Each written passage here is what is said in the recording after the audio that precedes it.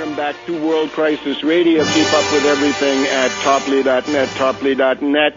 Keep up with things from minute to minute on Twitter, the Webster G. Tarpley on Twitter. And so we see that the question of Libya, far from resolved, Gaddafi, by hanging on, may be able to outlast the imperialists who are having political and indeed logistical problems. Gates says NATO is running out of bombs, and that is significant.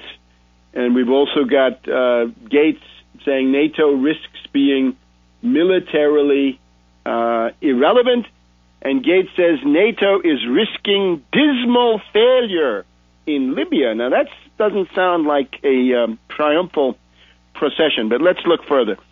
As we mentioned, in Yemen, this is now another war.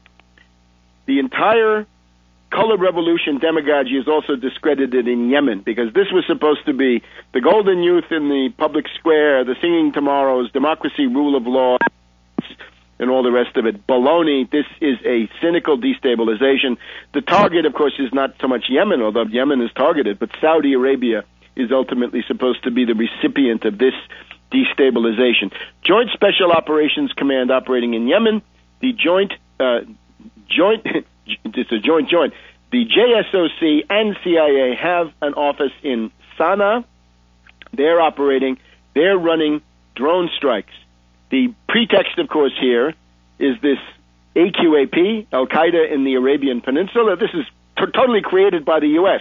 The two top leaders come from the U.S.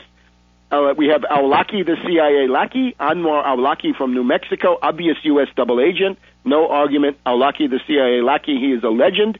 And Shiri, who had been in Guantanamo Bay concentration camp for those many years, was let out and given the new mission to go into Yemen and to create a civil war. Now, this comes in the wake of the severe wounding of President Saleh when the opposition tribes, because that's what it is, tribes subverted by the CIA, paid with U.S. gold, attacked the presidential palace. Saleh was significantly wounded by shrapnel and burned over almost half of his body, taken to Saudi Arabia for medical treatment, but also to be interned, one thinks. However, his family is still in command, and perhaps we'll be hearing from them. We'll have to see what the family is able to do. But you can see where this is going and why. The target, once again, is Saudi Arabia.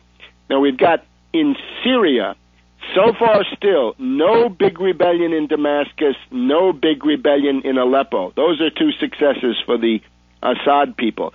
But in the city of Jizr, J-I-S-R, we've got a story that 100 security men of the regime were killed over the past week, and now the Syrian army with tank forces is massing for the attack on that group of rebels. And this has been going on from the very beginning. The idea that the Syrian rebellion is peaceful is pure baloney. The Syrian state television was showing you armed gunmen firing at security forces from the very beginning. These were always armed commandos of the Muslim Brotherhood. So, will there be a UN resolution about Syria? That's the next question. It's the U.S., Britain, and France, of course, the hypocrites, the imperialists, the butchers, pushing for, of course, a statement of deep concern about human rights, and they'd love to have more sanctions, and if they could bomb, they would bomb. But Russia, so far, has blocked them, Russia and China blocking them, even some others, even Brazil, at least having some questions to ask, not rolling over immediately for the U.S., and the British. So Syria also hanging on. And again, Netanyahu accuses them of the Syrians of forcing or facilitating these Palestinians getting to the border for the anniversary of the 1967 war. In Sudan, the Khartoum government of General Bashir is continuing to occupy the area of Abyei, the size of Connecticut. It's claimed by the South, it's claimed by the North, and these are competing tribal claims. The Dinka of the South claim it, and the Miseria of the North claim it for themselves. That's where they go in certain seasons of the year. So that's worth watching. We're told that tensions between Russia and Georgia are rising along that border. Well, it's 3 years since the lunatic Saakashvili, the fascist madman, attacked Russia with his toy army in August of 2008. Is he going to come back for more? Is the U.S. goading him? Is that a U.S. gambit at this point? We're also looking at Iraq, because Iraq is an area where Iran can respond. If the U.S. insists on attacking Syria with color revolutions, as we see, how would Iran respond? Well, one place Iran can respond is in Iraq. There are still 50,000, almost, or probably more, 50,000 U.S. troops, who knows how many contractors, I'm sure swarms and swarms. The U.S. has a large presence in Iraq. This past week, we had the biggest attack on the U.S.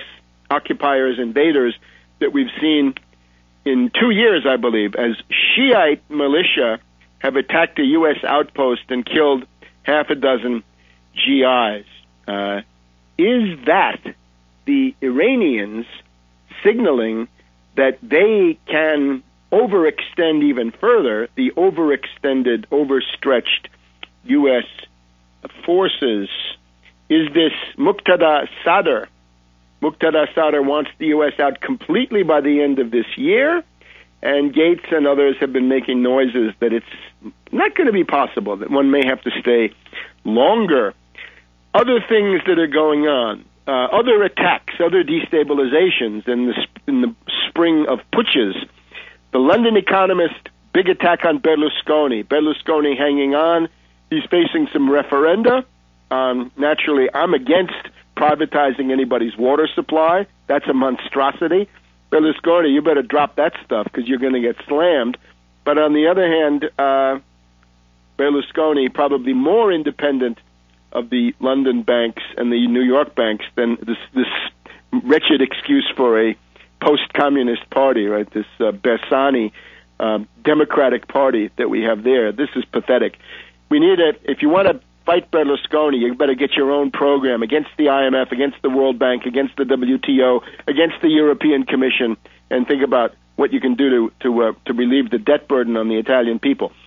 So, London Economist attacking Berlusconi.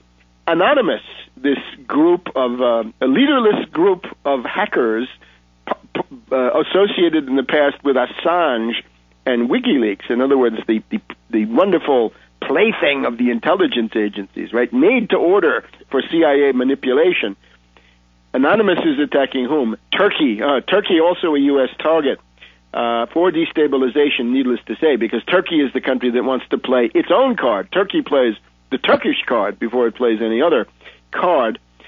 We've also got, though, some signs of increased tension between Turkey and Syria, right? Erdogan this afternoon has made a speech saying that the Syrian government is behaving in a barbaric way.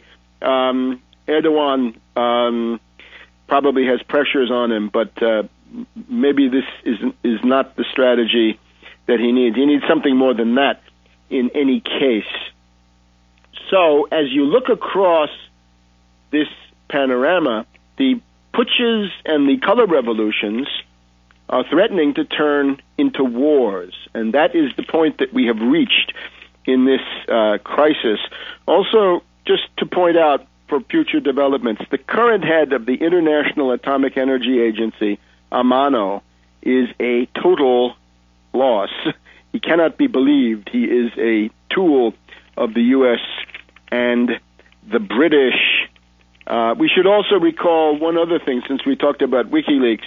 David Sanger of the New York Times on National Public Radio this morning reminds us that in many ways the destabilization of Yemen was helped along by WikiLeaks, that WikiLeaks put out documents saying they had Saleh talking to the U.S. Embassy, telling them, you can have all the drone strikes you want, but you got to say that I, Saleh, are doing them. So this was another way to undermine the credibility of Saleh. We'll be back with our second hour here on World Crisis Radio.